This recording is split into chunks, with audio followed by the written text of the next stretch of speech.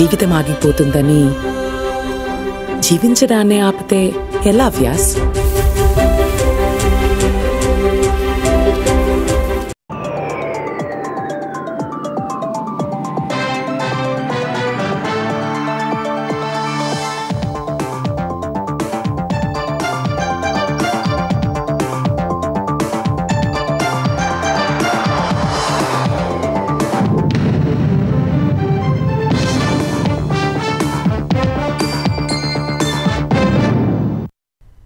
నమస్కారం, ETV news కి స్వాగతం. ఈనాటి ముఖ్యాంశాలు. అహ్మదాబాద్లో ఘోర విమాన ప్రమాదం. 242 మందితో లండన్ బయలుదేరిన క్షణాల్లోనే కూలిన విహంగం. ఓ ప్రయాణికుడు సురక్షితం. కుప్పకూలిన వెంటనే ఎగసిపడిన అగ్నికీలలు. మంటల దాటికి బుగ్గైన ఎయిర్ ఇండియా విమానం. మృతుల్లో గుజరాత్ మాజీ CM Rupani. BJ medical college hostel పై పడిన విమానం. 50 మందికి పైగా వైద్య విద్యార్థులకు గాయాలు. పలువురు చనిపోయినట్లు అంచనాలు. అహ్మదాబాద్ విమాన ప్రమాదంపై నేతల దిగ్భ్రాంతి. బాధిత కుటుంబాలకు ప్రగాఢ సంతాపం తెలిపిన రాష్ట్రపతి, ప్రధాని, సీఎంలు.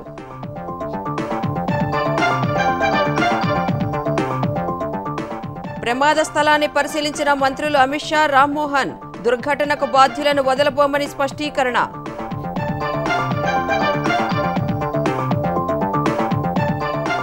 దుర్ఘటనపై యాజమాన్య సంస్థ టాటా సన్స్ దిగ్భ్రాంతి. మృతుల కుటుంబాలకు 1 కోటి చొప్పున పరిహారం ఇస్తామని ప్రకటన.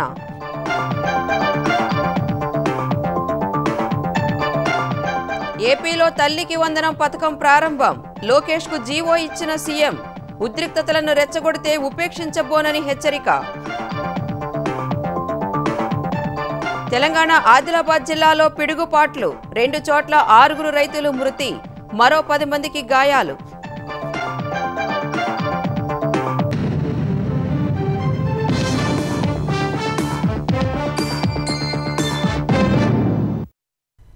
గుజరాత్ అహ్మదాబాద్లో 242 మంది ప్రయాణికులతో వెళుతున్న విమానం టేకాఫ్ అయిన కాసేపటికే కుప్పకూలింది. లండన్ బయలుదేరిన ఎయిర్ ఇండియా విమానం కొన్ని క్షణాల్లోనే ఓ ప్రభుత్వ మెడికల్ కళాశాల హాస్టల్పై కూలిపోయింది. అందులో గుజరాత్ మాజీ సీఎం విజయ్ రూపానీ సహా 230 మంది ప్రయాణికులు, 12 మంది సిబ్బంది ఉన్నారు. ఈ దుర్ఘటనలో విజయ్ రూపానీ చనిపోయినట్టు కేంద్ర మంత్రి సిఆర్ పాటిల్ ఓ ప్రకటనలో తెలిపారు. అటు ప్రమాద సమాచారం తెలిసిన వెంటనే పెద్ద ఎత్తున సహాయ చర్యలు చేపట్టిన అధికారులు హాస్టల్లో గాయపడిన వారిని సమీప ఆసుపత్రులకు తరలించి చికిత్స అందిస్తున్నారు. గుజరాత్ అహ్మదాబాద్లో ఘోర విమాన ప్రమాదం జరిగింది. అహ్మదాబాద్ నుంచి మధ్యాహ్నం 1:39 లండన్ బయలుదేరిన ఎయిర్ ఇండియాకు చెందిన బోయింగ్ డ్రీమ్ లైనర్ 787 విమానం టేకాఫ్ అయిన కాసేపటికే కూలిపోయింది. మేఘానీనగర్లోని బీజే ప్రభుత్వ మెడికల్ కళాశాల హాస్టల్ భవనంపై కూలింది. ప్రమాద సమయంలో విమానంలో 242 మంది ఉన్నట్లు అధికారులు తెలిపారు. ఇందులో 12 మంది సిబ్బంది కాగా 230 మంది ప్రయాణికులు. విమానంలో గుజరాత్ మాజీ ముఖ్యమంత్రి విజయ్ రూపానీ కూడా ఉన్నారు. ఈ మేరకు ప్రయాణికుల జాబితాలో ఆయన పేరు కూడా ఉంది. ప్రమాదానికి గురైన విమానంలో భారతీయులు 169 మంది, బ్రిటన్ పౌరులు 53 మంది, 1 కెనడా, పోర్చుగీస్ వాసులు 7 ఉన్నట్లు ఎయిర్ ఇండియా ప్రకటించింది. 2 పైలట్లు, 10 మంది క్యాబిన్ సిబ్బంది ఉన్నట్లు తెలిపింది. కూలిన వెంటనే విమానంలో పెద్ద ఎత్తున మంటలు చెలరేగాయి. విమానం ఢీకొన్న భవనాలకు మంటలు వ్యాపించాయి.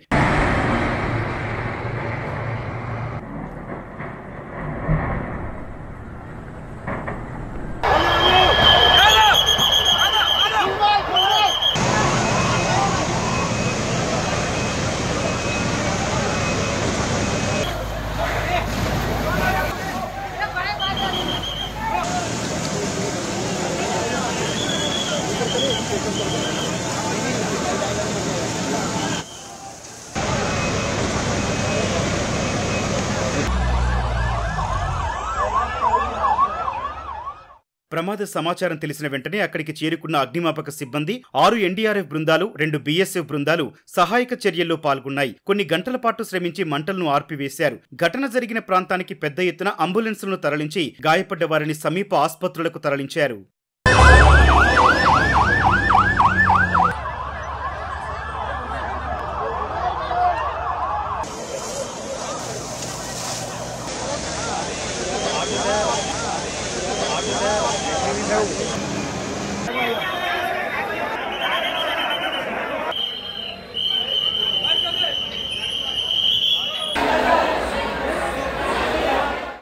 8,200 గంటల పాటు విమానం నడిపిన అనుభవం ఉన్న pilot Sumit Sabharwal air India విమానం నడిపారు. విమానం టేకాఫ్ అయిన వెంటనే సమస్యను గుర్తించిన pilot Ahmedabad air traffic controller కు అత్యంత ప్రమాదకర సమయంలో చేసే మేడే కాల్ ఇచ్చినట్లు తెలిసింది. తిరిగి పైలట్లను సంప్రదించేందుకు ఏటీసీ ప్రయత్నించినప్పటికీ స్పందన కరువైంది. కొన్ని సెకండ్లలోనే ఎయిర్పోర్టుకు సమీపంలో దట్టమైన పొగలు అలుముకున్నాయి.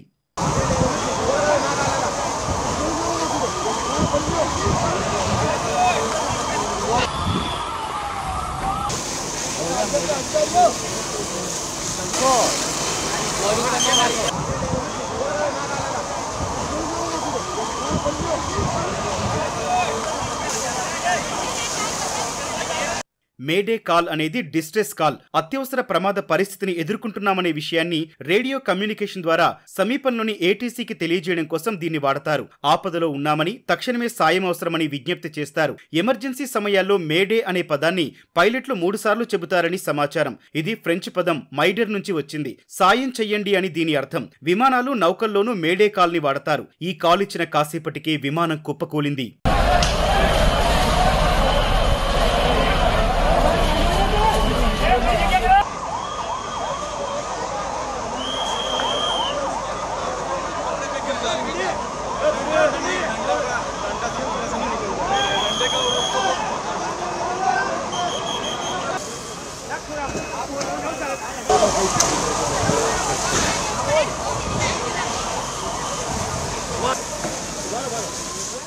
విమాన ప్రమాదంపై director general of aircraft accident investigation bureau AAIB దర్యాప్తు చేపట్టనుంది. విమాన ప్రమాదాలపై సమగ్ర దర్యాప్తు జరుపుతూ భద్రతను మెరుగుపరచడానికి ఏఏఐబి సూచనలిస్తూ ఉంటుంది. విమాన ప్రమాదం నుంచి ఒకరు ప్రాణాలతో బయటపడినట్లు Ahmedabad police commissioner GS Malik తెలిపారు. 11A నెంబర్ సీట్లోని ప్రయాణికుడు రమేష్ బిస్వాస్ ప్రాణాలతో బయటపడినట్లు చెప్పారు. ప్రస్తుతం ఆయనకు ఆసుపత్రిలో చికిత్స అందిస్తున్నట్లు తెలిపారు. విమానం కూలిన సమయంలో ఎమర్జెన్సీ ఎగ్జిట్ నుంచి ప్రయాణికుడు బయటకొచ్చినట్లు తెలుస్తోంది. మరోవైపు విమాన ఘటనలో మృతుల సంఖ్య ఇప్పుడే ఏమీ చెప్పలేమన్న అహ్మదాబాద్ సిపి నివాస ప్రాంతంలో కూలినందువల్ల సంఖ్య ఎక్కువే ఉండొచ్చని అన్నారు. విమాన ప్రమాదంలో బీజే ప్రభుత్వ మెడికల్ కళాశాల హాస్టల్ ధ్వంసమైంది. మధ్యాహ్నం విద్యార్థులు భోజనం చేస్తుండగా పెద్ద శబ్దంతో విమానం వచ్చి భవనంపై పడటంతో మంటలు చెలరేగాయి. ఏం జరుగుతుందో తెలుసుకునే లోపే ఆ ప్రాంతమంతా దట్టమైన పొగలు అలుముకున్నాయి. ఈ ఘటనలో పలువురు వైద్య విద్యార్థులు మరణించినట్టు తెలుస్తోంది. గాయపడ్డ సుమారు 50 మంది విద్యార్థులను అహ్మదాబాద్ సివిల్ ఆసుపత్రికి తీసుకువచ్చినట్లు సంబంధిత అధికారులు తెలిపారు. గాయపడ్డ వారిలో 25 మంది పేర్లను పోలీసులు విడుదల చేశారు. విమాన ప్రమాదం తర్వాత భవనంలో మంటలు చెలరేగడంతో పలువురు విద్యార్థులు ప్రాణాలు కాపాడుకునేందుకు పై అంతస్తుల నుంచి కిందకు దూకినట్లు స్థానికులు తెలిపారు. భోజన సమయం కావడంతో హాస్టల్లోనే అధిక శాతం విద్యార్థులు ఉన్నట్లు తెలుస్తోంది.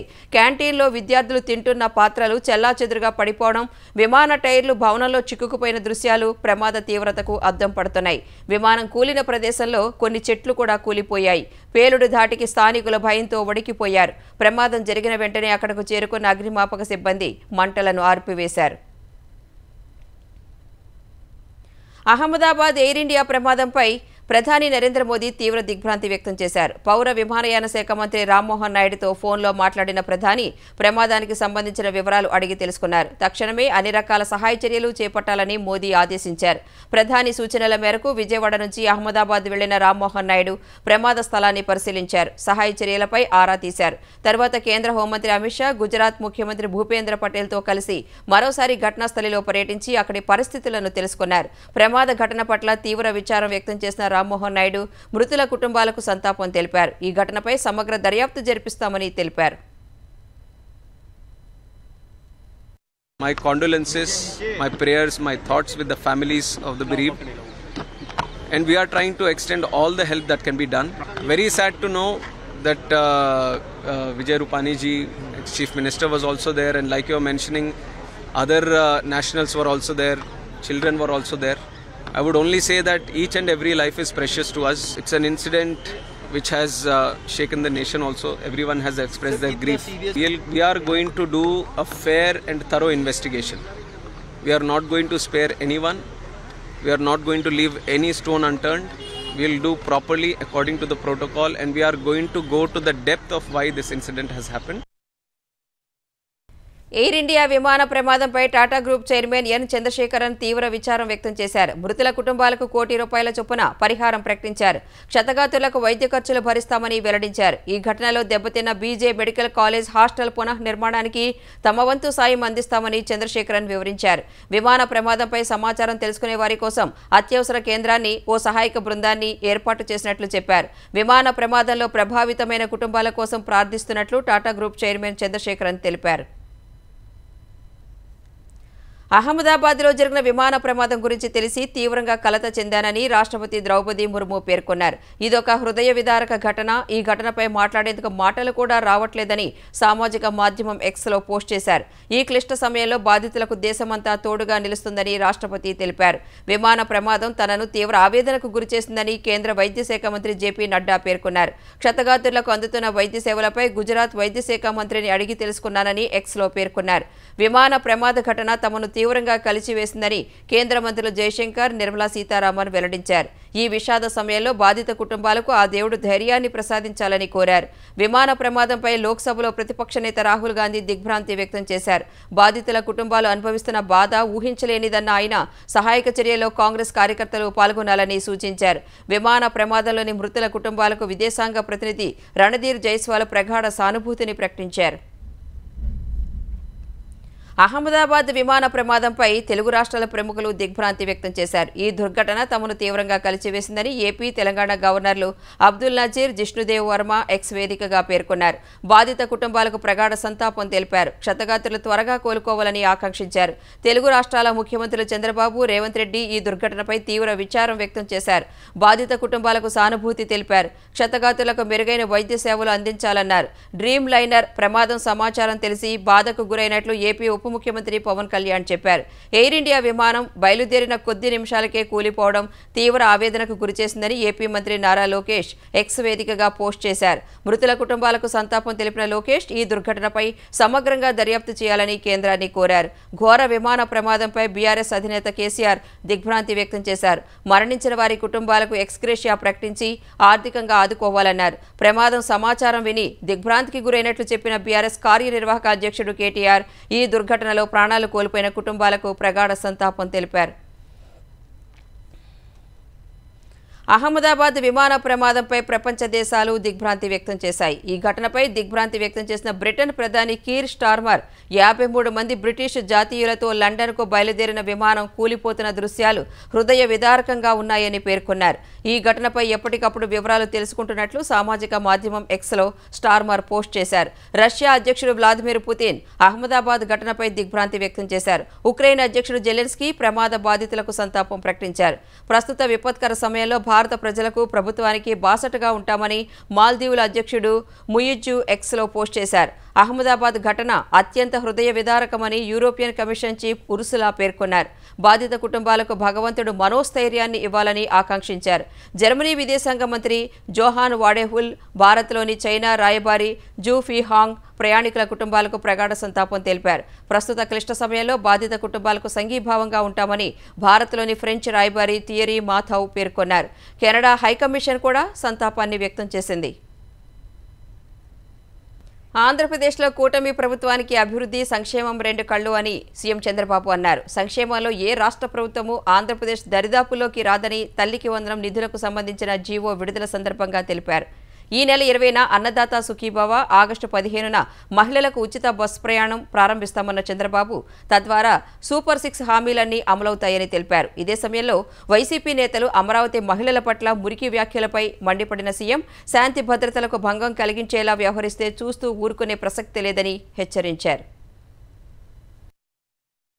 ఆంధ్రప్రదేశ్లో కూటమి పాలనకు ఏడాది పూర్తయిన సందర్భంగా ఉండవల్లిలోని నివాసంలో మంత్రి లోకేష్తో కలిసి మీడియాతో మాట్లాడిన సీఎం చంద్రబాబు తల్లికి వందనం జీవోను లోకేష్కు అందించారు. వైసీపీ విధ్వంసక పాలన కారణంగా జరిగిన నష్టాన్ని పూడుస్తూ కష్టమైన నష్టమైన ఇచ్చిన హామీలు నిలబెట్టుకుంటూ ముందుకు సాగుతున్నామన్నారు. 1 నుంచి ఇంటర్ వరకు చదువుకునే పిల్లలందరికీ తల్లికి వందనం అమలు చేస్తున్నామన్న సీఎం మొత్తం 67,27,164 మంది విద్యార్థులకు వర్తింపచేస్తున్నట్లు వివరించారు. అమ్మఒడికి ఉన్న మార్గదర్శకాలనే కొనసాగి కొనసాగిస్తున్నట్లు చెప్పిన సీఎం అయితే గతంతో పోలిస్తే అదనంగా 24,65,199 మందికిస్తున్నట్లు వివరించారు. ఏపీలో ఒకే బిడ్డ ఉన్న తల్లులు 18,55,760 మంది, ఇద్దరు బిడ్డలున్న తల్లులు 14,55,322 మంది, ముగ్గురు పిల్లలున్న తల్లులు 2,10,684 మంది, నలుగురు పిల్లలున్న తల్లులు 20,053 మంది ఉన్నట్లు వివరించారు.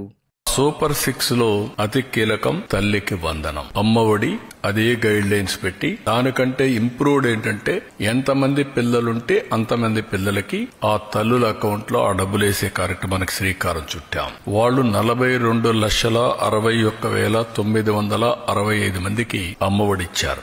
ఈ ప్రభుత్వం 67,27,164 మందికి తల్లికి వందనం ఇస్తుంది. ఆ రోజు వాళ్ళు ఖర్చు పెట్టింది 5,540 కోట్లు. ఈ రోజు మేము అకౌంట్లో వేసేది 8,745 కోట్లు. అందులో ఈ రోజు 1,346 కోట్ల రూపాయలు డెవలప్మెంట్ కి వెళ్తుంది. టోటల్ గా ఖర్చు పెట్టేది 10,091 కోట్ల రూపాయలు. 1వ తరగతి 10వ తరగతి అవి కూడా క్యాలిక్యులేషన్ తీసుకున్నాం. అడ్మిషన్స్ అవుతానే వాళ్ళ అకౌంట్ కూడా తల్లుల అకౌంట్ కి డబ్బులు వెళ్తుంది. జూన్ 26 వరకు టైం కూడా పెట్టాం. 30వ తారీఖు తుది జాబితా పెట్టి అక్కడి నుంచి ఇవన్నీ కూడా అమలు చేస్తాం. బటన్ నొక్కడే సంక్షేమమని గత ప్రభుత్వం ప్రచారం చేసుకుందన్న చంద్రబాబు గతానికన్నా ఎక్కువగా కూటమి ప్రభుత్వం సంక్షేమాన్ని ప్రజలకు అందిస్తుందని లెక్కలతో సహా వివరించారు. సూపర్ 6 లోని మిగిలిన హామీల తేదీలను ప్రకటించారు. ఈ అన్నదాత సుఖీభవ 20వ తారీఖున గవర్నమెంట్ ఆఫ్ ఇండియా ఇస్తారు. ఫస్ట్ ఇన్స్టాల్మెంట్ మేము కూడా ఆ రోజు ఇస్తున్నాం. ఆగస్టు 15న ఆర్టీసీ ఉచిత ప్రయాణ సౌకర్యం కూడా ఉంటుంది. ప్రిపరేషన్స్ అవుతున్నాయి. ఆ రోజు లాంచ్ చేస్తున్నాం. ఆడబిడ్డ అనేది P4 కి లింక్ చేశాం. ఉద్యోగాలు పెద్ద ఎత్తున ప్రయత్నం చేస్తున్నాం. స్కిల్ డెవలప్మెంట్ గా నిరుద్యోగులు లింక్ చేస్తాం. కాబట్టి 6 సూపర్ 6 అయిపోయినాయి. గుర్తుపెట్టుకోండి. ఇంకెవడన్నా సూపర్ 6 మాట్లాడితే అతనికి నాలుక మందం తప్ప ఇంకోటి కాదు. రాజకీయ ముసుగులో నేరాలకు పాల్పడి అల్లకల్లోలం సృష్టించి శాంతి భద్రతలకు విఘాతం కలిగించాలని చూస్తే సహించబోనన్న సీఎం హద్దుమీరితే తోక కత్తిరిస్తానని తేల్చి చెప్పారు. ఏంటి మన తెనాలి? ఎవరు వాడు? రౌడీ షీటర్, గంజాయి బ్యాచ్. వెళ్తావా? మీరు వెళ్తారా? ఎన్ని గుండెలుండాలి మీకు? ప్రజలు మీకు సపోర్ట్ చేయాలన్నా. ఇంకొక పక్క నిన్న పొగాకు. ఏంటి నీ పని? పొగాకు నేను చెప్పాను. ఎవరిచ్చారండి? 12,000 రూపాయలు క్వింటాలకిచ్చి కొనిస్తున్నా. ఎప్పుడన్నా చేశారా మీరు? దేవతల రాజధాని అమరావతి, ప్రజా రాజధాని అమరావతి, వేశ్యల నగరం. ఇది ఎంత కొవ్వెక్కుందండి మీకు? ఇంకా సమర్థించుకుంటారా మీరు? ఇలాంటి వాళ్ళు నిన్న దాన్ని డైవర్ట్ చేయడానికి పోయి 15,000 మందిని పెట్టుకుని రౌడీజం చేస్తారా? కొంతమందికి విష ప్రచారం చేసి రౌడీజం చేసి దౌర్జన్యం చేసి పెత్తనం చేయాలంటున్నారు. ఆ ఆటలు నా దగ్గర సాగవు. ఇంతవరకు నా మంచితనాన్ని చూశారు. తోక తెప్పితే మాత్రం అందరికీ గుణపాఠం ఉంటుంది. అహ్మదాబాద్ విమాన దుర్ఘటన నేపథ్యంలో ఈ రోజు తలపెట్టిన సుపరిపాలనలో తొలి అడుగు కార్యక్రమాన్ని శుక్రవారం నిర్వహించాలని ప్రభుత్వం నిర్ణయం తీసుకుంది. కూటమి ప్రభుత్వం ఏడాది కాలంలో 9.5 లక్షల కోట్ల విలువైన పెట్టుబడులు సాధించినట్లు ఆంధ్రప్రదేశ్ విద్యా ఐటీ శాఖ మంత్రి నారా లోకేష్ చెప్పారు. TCS, LG, NTPC green, Mittal, Reliance వంటి సంస్థలు పెట్టుబడులకు ముందుకు వచ్చాయని వివరించారు. ఇదే సమయంలో సంక్షేమం, అభివృద్ధి జోడెద్దుల్లా దేశంలో మరే రాష్ట్రం అమలు చేయని కార్యక్రమాలను ఏపీలో అమలు చేస్తున్నట్లు వివరించారు. మెగా డిఎస్సీని ఆపేందుకు వైసీపీ 24 కేసులు వేసినప్పటికీ వాటన్నింటినీ అధిగమించినట్లు లోకేష్ తెలిపారు. ఏపీలో 203 అన్నా క్యాంటీన్లు తిరిగి ప్రారంభించామన్న ఆయన ఆగస్టు 15 నుంచి మహిళలకు ఆర్టీసీ బస్సులో ఉచిత ప్రయాణం కల్పిస్తామని చెప్పారు. అమరావతి మహిళలపై అనుచిత వ్యాఖ్యల కేసులో జర్నలిస్టు కృష్ణంరాజుకు మంగళగిరి కోర్టు 14 రోజుల రిమాండ్ విధించింది. రాజధాని మహిళలను ఉద్దేశించి సాక్షి ఛానల్ డిబేట్లో ఎనలిస్టు కృష్ణంరాజు అసభ్యకరంగా మాట్లాడారు. రాజధాని మహిళల ఫిర్యాదు మేరకు కృష్ణంరాజుతో సహా డిబేట్ నడిపిన కొమ్మినేని శ్రీనివాసరావుపై పోలీసులు కేసు పెట్టారు. ఈ కేసులో అజ్ఞాతంలో ఉన్న కృష్ణంరాజును వైజాగ్లో గత రాత్రి అరెస్టు చేసిన పోలీసులు నల్లపాడు స్టేషన్కు తరలించారు. ఈ ఉదయం గుంటూరు జీజీహెచ్లో వైద్య పరీక్షల అనంతరం మంగళగిరి కోర్టులో ప్రవేశపెట్టారు. వాదనలు విన్న మంగళగిరి న్యాయస్థానం కృష్ణంరాజుకు 26వ తేదీ వరకు రిమాండ్ విధించింది. ఇదే కేసులో కొమ్మినేని ప్రస్తుతం రిమాండ్పై జైల్లో ఉన్నారు. ఆదిలాబాద్ జిల్లాలో విషాదం అలుముకుంది. వేర్వేరు ప్రాంతాల్లో పిడుగుపాటుకు గురై 6 మరణించగా 10 మంది గాయపడ్డారు. గాదిగూడ మండలం పిప్పిరిలో ఒకే చోట 14 మంది వ్యవసాయ కూలీలు పనిచేస్తుండగా ఉరుములతో కూడిన భారీ వర్షం పడింది. వర్షం నుంచి రక్షణగా పొలంలోని గుడిసెలోకి వారు వెళ్లగా దానిపై పిడుగు పడింది. ఈ ఘటనలో 3 మహిళలు సహా పెందూరు మాధవరావు అనే మరో రైతు అక్కడికక్కడే మరణించారు. గాయపడిన 10 మందికి సమీప ఆసుపత్రిలో ప్రాథమిక చికిత్స అందించి మెరుగైన వైద్యం కోసం ఆదిలాబాద్ రిమ్స్ ఆసుపత్రికి తరలించారు. బేల మండలంలో జరిగిన మరో ఘటనలో విత్తనాలు నాటుతున్న 2 మహిళలపై పిడుగుపడి అక్కడికక్కడే మృతి చెందారు. తెలంగాణ సీఎం రేవంత్ రెడ్డిపై అనుచిత వ్యాఖ్యలు చేస్తే చూస్తూ ఊరుకునేది లేదని ఎమ్మెల్సీ బల్మూరు వెంకట్ తేల్చి చెప్పారు. మాజీ మంత్రి కేటీఆర్, ఎమ్మెల్యే కౌశిక్ రెడ్డిలు సీఎంపై అనుచిత వ్యాఖ్యలు చేశారన్న ఆయన వారిపై హైదరాబాద్ సైబర్ క్రైమ్ పోలీసులకు ఫిర్యాదు చేశారు. బీఆర్ఎస్ హయాంలో సీఎం కుర్చీని గౌరవించాలన్న కేటీఆర్కు ఇప్పుడు ఏమైందన్నారు. ఆనాడు నీతులు చెప్పిన మాజీ మంత్రి ఇప్పుడు ముఖ్యమంత్రిని ఎలా దూషిస్తున్నారని నిలదీశారు. కేటీఆర్ బేషరతుగా సీఎం రేవంత్ రెడ్డికి క్షమాపణలు చెప్పాలని డిమాండ్ చేశారు. రేవంత్ రెడ్డి ప్రజల పక్షాన పోరాడి ముఖ్యమంత్రి అయ్యారన్నారు. కేటీఆర్ను చూసుకుని సోషల్ మీడియాలో రెచ్చిపోతున్న బీఆర్ఎస్ కార్యకర్తలకు తగిన గుణపాఠం చెబుతామని హెచ్చరించారు. కేటీఆర్ చేసిన అవినీతి, చీకటి పనులను బట్టబయలు చేస్తామన్నారు. మధ్యప్రాచ్యంలో మరోసారి తీవ్ర ఉద్రిక్తతలు నెలకొన్నాయి. ఇరాన్తో జరుగుతున్న అణు చర్చల్లో ప్రతిష్టంభన, టెహ్రాన్ అణ్వాయుధ కేంద్రాలపై ఇజ్రాయెల్ దాడులకు సిద్ధమవుతోందన్న నిఘా వర్గాల హెచ్చరికలతో తమ పౌరులను వెనక్కి రప్పించేందుకు ట్రంప్ ఆదేశాలు జారీ చేశారు. అది ప్రమాదకర ప్రాంతమైనందున తమ ఉద్యోగులు, వారి కుటుంబ సభ్యులను వెనక్కి రప్పిస్తున్నట్లు చెప్పారు. ఈ మేరకు అమెరికా ట్రావెల్ అడ్వైజరీ కూడా జారీ చేసింది. ఇరాక్లోని అమెరికా ఎంబసీని పాక్షికంగా తరలించే సన్నాహాలు మొదలైనట్లు తెలుస్తోంది. అణు ఒప్పందంపై ఇరాన్తో జరుగుతున్న చర్చలు విఫలమైతే టెహ్రాన్పై దాడులు చేయనున్నట్లు ట్రంప్ పలుమార్లు హెచ్చరించారు. ఇరాక్లోని అమెరికా ఎంబసీని పాక్షికంగా తరలించే సన్నాహాలు జరుగుతున్నట్లు సంబంధిత వర్గాలు తెలిపాయి. మరోవైపు ఇరాన్పై భీకర దాడులు చేసేందుకు ఇజ్రాయెల్ సిద్ధపడుతోందని వాషింగ్టన్ పోస్ట్ తెలిపింది. అమెరికా, ఇరాన్ మధ్య అణు ఒప్పందం చర్చలు విఫలమైతే న్యూయార్క్ అనుమతి లేకుండానే ఇరాన్ అణు స్థావరాలపై దాడులు చేయాలని ఇజ్రాయెల్ ప్రణాళిక రచించినట్లు పేర్కొంది. మధ్యప్రాచ్యంలోని అమెరికా స్థావరాలపై ఇరాన్ ప్రతిదాడులు చేస్తుందన్న అంచనాలు ఉన్నాయని వివరించింది. గత 11 ఏళ్లలో ఎన్డీఏ ప్రభుత్వం సాంకేతిక పరిజ్ఞానాన్ని అందిపుచ్చుకుని ప్రజలకు అపరిమిత ప్రయోజనాలు కల్పించినట్లు ప్రధాని నరేంద్ర మోదీ తెలిపారు. చివరి లబ్ధిదారుడికి కూడా సకాలంలో పథకాలు చేరినట్లు చెప్పారు. అది సాంకేతికతకు ఉన్న శక్తి అని కొనియాడారు. యువశక్తి అండతో సరికొత్త ఆవిష్కరణలు, సాంకేతికత వాడకంలో భారత్ అద్భుత పురోగతి సాధిస్తోందని మోదీ వివరించారు. ప్రపంచ సాంకేతిక శక్తి కేంద్రంగా భారత్ ఎదిగేందుకు, స్వావలంబనకు ఇది మరింత బలం చేకూరుస్తోందని సామాజిక మాధ్యమం ఎక్స్లో మోదీ వెల్లడించారు. ప్రభుత్వ సేవలు అత్యంత ఖచ్చితంగా పారదర్శకంగా అందించేందుకు సాంకేతికత దోహదం చేస్తోందని చెప్పారు. పేదల జీవితాలను మెరుగుపరిచే సాధనంగా మారిందన్నారు. ప్రత్యక్ష నగదు బదిలీ ద్వారా పారదర్శకతను తీసుకొచ్చామని, అందుకు సాంకేతికతే కారణమని మోదీ తెలిపారు. మొత్తం 56 శాఖల పరిధిలో సుమారు 322కి పైగా పథకాలను నిర్వహిస్తున్నామన్న మోదీ డీబీటీ ద్వారా 44 లక్షల కోట్లకు పైగా లబ్ధిదారులకు చెల్లించామన్నారు. ఈ కారణంగా 3.48 లక్షల కోట్ల రూపాయల వరకు వృధాను అరికట్టగలిగామని చెప్పారు. భారత్ అమ్ముల పొదిలోకి మరో శక్తివంతమైన మానవరహిత విమానం చేరనుంది. Solar defence and aerospace limited రూపొందించిన రుద్రాస్త్ర యూఏవీని ప్రోక్రాన్ ఫైరింగ్ రేంజ్లో ఆ సంస్థ విజయవంతంగా పరీక్షించింది.